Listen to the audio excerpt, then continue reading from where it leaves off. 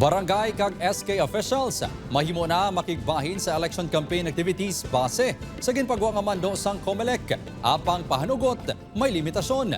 Si Zen Kilantang Sasa nakatutok. Ginapahanugutan na sang Commission on Elections ang elected barangay kag sangguniang kabataan officials nga makigbuylog sa partisan politics o kon electoral activities sa 2025 midterm elections sa bugos nga pungsod.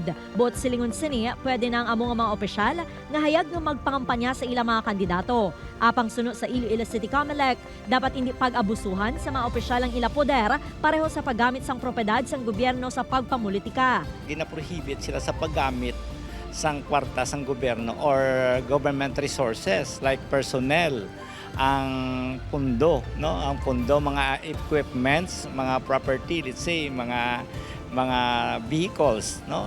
Bawal ina kung sila yung magapatigayon sang ila personal nga kampanya.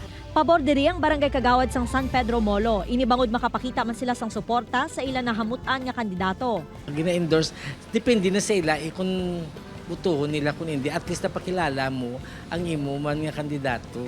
Kung may pabor, ang isa ka punong barangay sa Laganas, Iloilo, magapabilin sa gihapon nga non-partisan. Ako hindi ko gusto mag-intra tali sa muna para tao kay blang barangay bla. Para tanang pwede ka campaign di nga wala ka bla may ginapanigan no.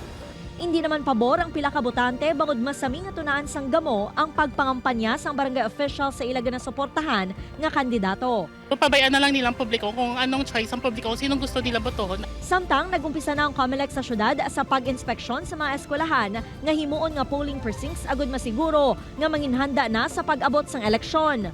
Upod kay Cirilo Randuque, Zen Kilantang Sasa, One Western Visayas.